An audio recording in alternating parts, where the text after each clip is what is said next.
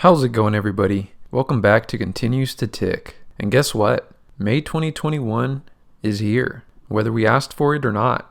And I was thinking the other day, last year in 2020, around this time, I remember COVID-19 was popping off like wildfire, causing a lot of chaos and stress for us all. Lots of people getting displaced to working from home for the first time, or even being laid off, or maybe even getting COVID-19. The reason why I bring that up is because, one, I can't think if that time last year till now was a short while ago or a long time ago. For me, it somewhat feels like both simultaneously. Maybe my mind just wants to forget it altogether. And two, May of last year, I had previously planned to take my family on its first ever cruise trip down to Ensenada to just experience a cruise for the first time. And well, that unfortunately or fortunately never happened. Unfortunate because it would have been our family's first ever vacation to that magnitude, as I've now graduated college and started working full time, actually making some sort of stable income. And fortunately, because if COVID happened to still be going on or popping off while we were on the cruise, well then, we may have been stuck on that said cruise and probably finding ourselves in an experience we would have not anticipated. Weird how life happens.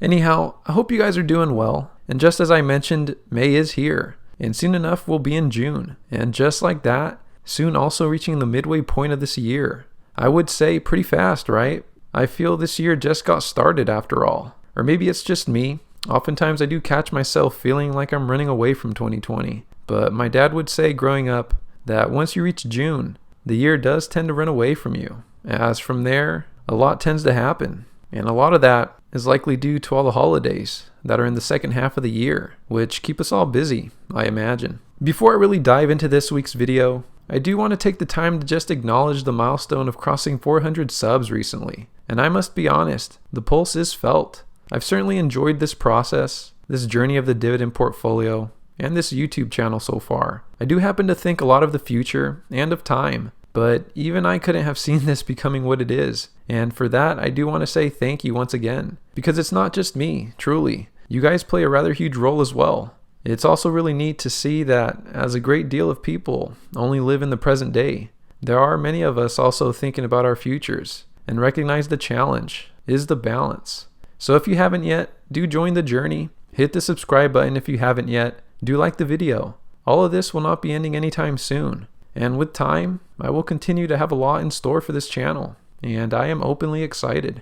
So if you can recall in my last week's video, for my next upload, I was either anticipating the crossing of the 25K mark in portfolio size, or going into part 5 of the Dividend Investing Foundations. And it's quite odd, as by technicality, we did cross the 25K mark this past week. However, we were unable to sustain it. Barely. And when I say barely, I mean barely.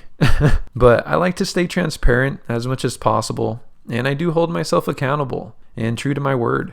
Normally when I do a milestone portfolio update video, I would like to see my portfolio actually crossing that mark and sustaining it, such as evidenced by the thumbnail picture also reflecting this. And as we are currently at $24,992, well, we are in fact $8 short. So let's see what the market decides this upcoming week, as this next update is one I'm also looking forward to. 1/4 of 100K is not a small chunk anymore. That is something. It's a presence, and you know it's there, so do stay tuned for that video. Now, subsequently, as the market wasn't able to get us $8 more worth of gains this last week, we will carry on with the Dividend Investing Foundations mini-series, now making way into part 5, and I will tell you, there aren't many parts left. At least one more that I can think of as of this moment right now. This series has been quite fun though. It's made me continue to think deeply about all the important and critical life decisions that we may and will be making throughout the journey of our lives. The question I ask myself, what are the decisions in our lives that are most commonly made that may greatly impact and reflect upon our financial goals?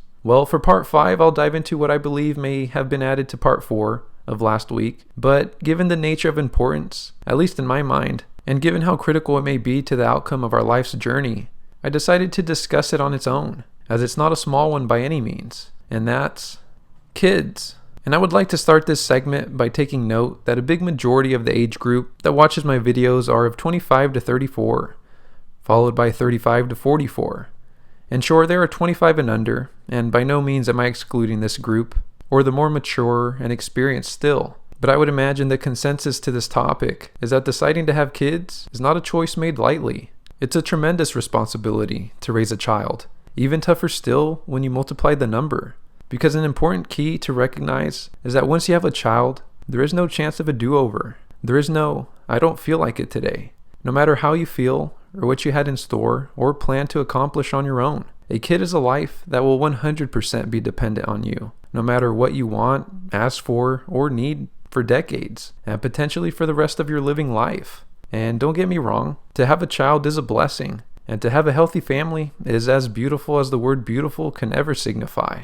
And I can honestly say that if it weren't for my parents deciding to have another child, I wouldn't have the privilege of being here now, speaking. My point is that this decision should not be made lightly, as financial sacrifices potentially affecting or even altering your investment strategy will likely need to be made, unless you have a large and endless supply of money funneling in. Whether seen at the surface or even underneath, kids are expensive, and with them comes those sacrifices. And for those that already have kids will know and say, also comes with the biggest form of joy you can imagine on this earth, which is the experience of raising another human being. But just to share, I'm currently 25, will be turning 26 years old later this year in August. My long-term girlfriend and I have no kids, but we're at that stage where it's still completely normal to not have kids, but many already do. So it's around this age where you really begin to think of these things. And at the moment and foreseeable future, my partner and I, we're deciding not to have any, and sure, this may change. We recognize that to be a parent or a great parent is to include a monstrous size of selflessness. And for that reason alone, we can't see ourselves being a parent anytime soon. And honestly, it may be something we regret someday. I regret, potentially one day, as I like to believe it's quite hard to live life without regrets, as I can assume if given the opportunity or a second chance to do things differently, I'd probably attempt to do things differently. And a big part of that is just simply due to self-growth that comes with living. At the moment though, I do find myself with things I personally would like to accomplish, and my partner has hers. At the moment we are selfishly prioritizing our present day goals than to have a family other than her, our doggo, and myself. With kids, for example, I would have less time, I would have less money to invest, my goals would be secondary. But in return I'd gain different experiences, maybe even different life memories. I'd gain love. There is no right or wrong answer to most of what I share in my Dividend Investing Foundations, and this topic is no different. Will I regret my choice today, tomorrow, or in the future? I'm unsure. At the moment I would say no, of course not. But time does pass, and with it may change my mindset. And sure, I'm only 25, I have time to decide, right? But again, time does pass, and as I've seen already, it doesn't have a knack of waiting for you. And with that, let's go ahead and head into our portfolio review for this week. So as stated earlier, here we are, $8 under 25K. We did touch base at 25K at some point, and I don't know if we could see it here. Oh, there it is.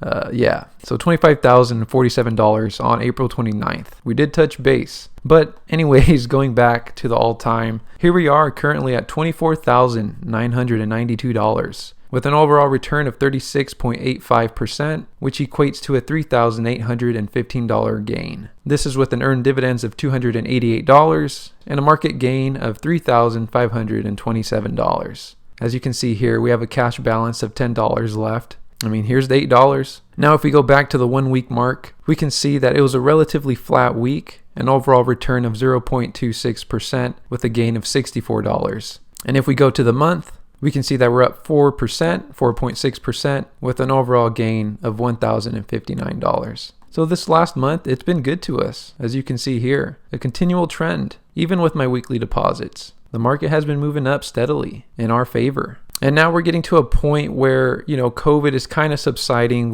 We've been getting our vaccines. Places are starting to reopen. California is set to reopen pretty soon. Schools in the fall, such as universities, they might be opening again, might be requiring students to get vaccines, but nevertheless, they may be opening up again. So we're entering a rather interesting point in the market. Maybe a lot of the positive news has already been bought into the price. Honestly, it wouldn't really surprise me if the market starts to dip a little bit. We'll just have to wait and see. I'm curious. But the one thing I'll continue to do is just keep up with my weekly deposits, not change course, not try to outsmart the market. All I can really control is what I do with my strategy, what I do with my consistency. So here we are now in the activity section. So we started this past week on April 28th, getting paid a dividend by Cisco, $1.25. Also on April 28th, getting paid by Comcast, $1.15. Our weekly deposit, just as we always do, also occurred here on April 28th, and we funneled that back into the portfolio. This week, we saw a rather small snowball of $1.36. So not a huge deal, but given what happened last week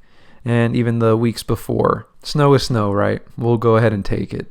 It's probably money I didn't even put in, probably just left over from dividends. If I'm investing money that isn't mine, I see that as a win. Doesn't matter if it's $14, $8, or $1. It can have an off week. But hopefully next week we'll see a bigger snowball, which I do anticipate, as we currently have $10 in the remaining balance. And part of that is due to the dividends here that you can see on April 29th, getting paid $3 from AMT, $3 from JP Morgan Chase, and $1.45 from McGrath RentCorp. So that's going to be it for this week's video. Next week I do anticipate a bigger snowball than $1.30. I'm curious to see how this next week plays out. Will we cross the 25K mark, and will we have a portfolio update? I hope so. I'm excited and I'm looking forward to that one. I actually haven't calculated, how much in dividends I'm getting paid each month ever since the last video. But if for whatever reason we don't have a portfolio update, we'll go ahead and continue with the Dividend Investing Foundations, heading into part 6, which may be the last part. Maybe it'll be a 6-part series. So either way, I'm looking forward to it. And part 6 is going to be one that I think you guys will enjoy. We're already in May. That's crazy. Almost the middle way point of the year, approaching June. But anyways, with that being said, I am rambling. I will see you guys on next week's video. And until then, keep investing.